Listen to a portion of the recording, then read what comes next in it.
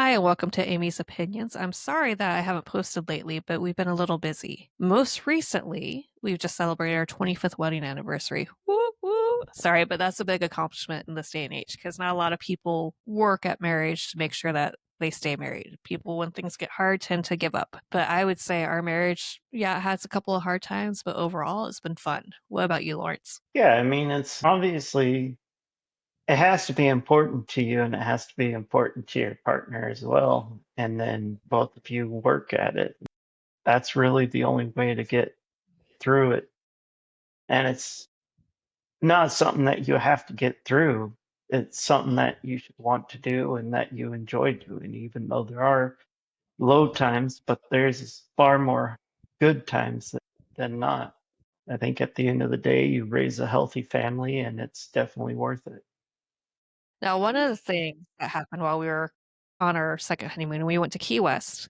It's the first time we've been away for more than just a weekend since our honeymoon, where we went camping because we couldn't afford to go anywhere besides camping. 21 years old, just out of college, starting our lives, didn't have the most money in the world. But one of the things that happened while we're there is our 21-year-old daughter got engaged. So that's exciting news. So there's been a lot of wedding thoughts going through our family, a lot of themes and things like that.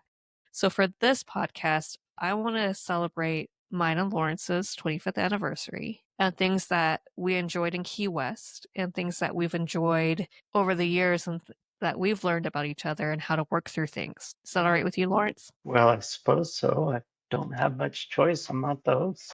Nope, but it's my opinion, so we're going to go with that. So one of the things we did is we drove down to Key West, and we're from North Carolina right now, and we took 2 days. We stayed outside in a motel in Kissimmee, which was actually pretty nice, and then we drove down the rest of the way. We hit every single Buc-ee's on the way down to Key West, mainly to drive our youngest daughter nuts because she wasn't with us, and that girl loves her Buc-ee's. Wouldn't you agree with that one? Yeah, she's definitely a fanatic. So we downloaded a book, we talked, we listened to music, we read or heard a book, and we just started our vacation. No kids, no dogs, no animals, no stresses, no work, just Lawrence and I. And after 25 years of marriage, sometimes you lose sight of the fact that you're still married and there's still things you want to do together and enjoy together.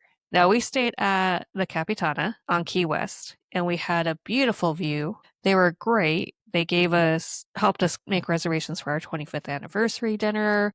We rented a cabana that we put off by 2 days because one, rain, two, I got seasick. And so finally on our last day, we had that cabana. But one of the things I really enjoyed was we went through Viator, I don't know how you call it. And I booked things for us to do every day. So the first thing we did, we went on Sunset Sports and we did the Mangrove Sandbar tour. And what they did is they took us out to this little area where you could float in the water. You couldn't touch the ground because of the plants and things that were growing. And then they took us out in two groups in kayaks to tour the mangroves. I thought that was really neat. I think that was probably one of the funnest things that we did. What about you? Yeah, I mean, if you're not looking for something that's a lot of adrenaline and full rush or anything, but just a nice lazy paddle and you got to go through the mangroves. We actually went into an area that was covered with the trees and whatnot growing above us, but enough room to kind of paddle or pull yourself through and just get into the mangroves. While we were there, they were talking to us about the mangroves, giving us information and whatnot. And then you come out on the other side and you just paddle back around to the boat again. It wasn't incredibly long, but it was a very enjoyable time. One of the things we discovered is I rose in circles. Lawrence just sat there and kind of laughed at me. And at one point, I had to stop trying to, what was it, monkey bar our way through the mangroves because I started almost stabbing Lawrence in the eye behind me in the trees because I couldn't see what I was doing. So at one point, I just had to say, you know what? You take over because I'm messing this up. Well, I mean, you were sitting in front of me, so it was hard for you to see what was going on behind you. So when you'd pull us forward, that sharp stick was going right towards my head. So a little bit of frustration there, but we figured it out. We started working together and we got through well. So would you say that's one of the keys to our marriage is that we do communicate well? I think we do now better than when we were first married. Obviously, it's a learning curve and you have to learn how to talk to each other and not just assume the other one knows automatically what you're thinking and how you're approaching something. Always have to remember you're two different people, and that means you have two different outlooks, and you got to be able to effectively communicate without causing offense, without denigrating the other person or whatnot. And a lot of that has to do with just respecting them as a person, as a partner, and wanting them to see where you're coming from, but also listening so that way you know where they're coming from, and then working together for the best outcome. I agree because I know early in our marriage I made a lot of assumptions and I talked a lot and just assumed you knew what I wanted. Still do all the time. So that day we had planned 2 excursions. We were going to do a glass bottom boat through ferry, the company ferry, out to the reef and see the reef. And we were so tired by the time we got done with the sandbar and mangrove excursion because we were out in the sun, spent all of our time in the water that we could. As you can see by the logo down on the bottom of the screen, that's us at the sandbar. This sounds horrible because I know a lot of people were upset, but that trip got canceled because one of the motors wasn't working. And so for safety reasons, they couldn't take us out. So, we got our money back and that's all well and good. I was appreciative that they didn't try to power on and have us stranded out this reef, especially as seasick as I get. So to me, I was okay with that. And we went and we had a nice dinner and then we went back to the hotel room and just kind of crashed. Then the next day we went back to Sunset Sports and we did the jet ski excursion. Now, our son is 23, and when he was 1, we rented a jet ski on a lake that we shared. We had a lot of fun with that. Being tired, having a lot more alcohol than I normally drink, I was a little bit anxious. And since, we've gained more weight than we were 25 years ago, we couldn't share a jet ski. I don't know about any other women out there, but I rely on Lawrence, my husband, because he's the calming person. He's the person I go to that if something needs to get done, I know he'll do it or he'll figure out how to do it. That's just always been my husband. So we had to do 2 different jet skis because of our weight. Even though the jet ski would support both of our weight, they had a thing where you had to be under 400 pounds to share a jet ski. Right now, we're not that together. So we get out there, and God love him. I haven't ridden a jet ski in 22 years. And Lawrence gets going, he gets going. I try to get behind him because I figure if I can keep my eyes on my husband, I'm golden. He's my touchstone. But another couple got between us, and I was having some problems navigating it. So then I had one of the tour guides come and give me a little lesson. Then I had a second tour guide give me a lesson, plus the talk beforehand. I got so anxious. I'm like, nope, I can't do this. Can't do this. So I went back and you got to do the jet ski by yourself. And I'm really glad that we're at a point in our marriage that, one, I wasn't offended that you did it. And two, you went ahead and didn't have fun. And it was fine. I mean, we don't have to do everything together. Don't you agree? No, we don't have to do everything together, but when we're doing fun activities together, we should be doing them together. That's kind of the point of it. But I don't think the jet ski excursion was quite what you were expecting it to be. As soon as we got out of the little inlet that we were in, it was a full throttle the whole time. So, granted, the skis were doing 45 to 47 is their max speed, but that's the speed at which the group traveled the whole time. So, if you're a little bit unsure, it's probably not the right activity for you, I should say. But you got to see dolphins. Yeah, there were dolphins and stuff that we stopped by and watched them porpoising and whatnot for a little while, and that was kind of cool. Honestly, when we took off, Amy was right behind me, and then all of a sudden she wasn't. And I got told she's good, she's coming, she'll catch up in a few minutes. So I was like, okay, and then we kept going, and then by our next stop, we were like halfway around the key, and like, oh yeah, she went back. Well, now I'm feeling like a, a jerk for not turning back and going back with her. But I didn't want you to. Right. It worked out in the end. I got to ride around on a jet ski, had some fun, and Amy wasn't mad at me. So, Well, it just wasn't my thing. I'm to that point in my life either because I'm so fat or because we've gotten so old or the accident that we had last year. I prefer slower activities. And when I had the first guy that the leader of the tour lecture us about, and it was very stern, and I was trying to do what he said. And then I had another guy come up to me and try to give me instructions. And I had a third guy come up to me and give me instructions. By then, I was so frustrated that I couldn't do it or that I wasn't doing it right. I wouldn't have enjoyed it. So instead, I went back to the hotel, put some aloe on my burns that I had gotten the day before, and relaxed, and waited for you to come back and tell me all about it. Yeah, no, the trip was fun, and if you're into that sort of thing, I highly suggest it. It's great. You don't always get to see dolphins and whatnot. We got lucky, and that was cool. But like I said, if you're looking for something maybe a little bit more low speed where you can look around and actually see what you're going by, that's not the right trip for you. No. So then the next day we were supposed to have our cabana because it was our anniversary, and it was pouring rain first thing in the morning. Just absolutely pouring rain. No worries, we're fine with that. So we asked if we could maybe do our cabana another day. And the woman at the hotel, for whatever reason, I'm drawing a blank on her name, and I loved her so much. She made reservations for us at Hot Tin Roof for our anniversary dinner. So we went to the aquarium down on Key West, and that was interesting.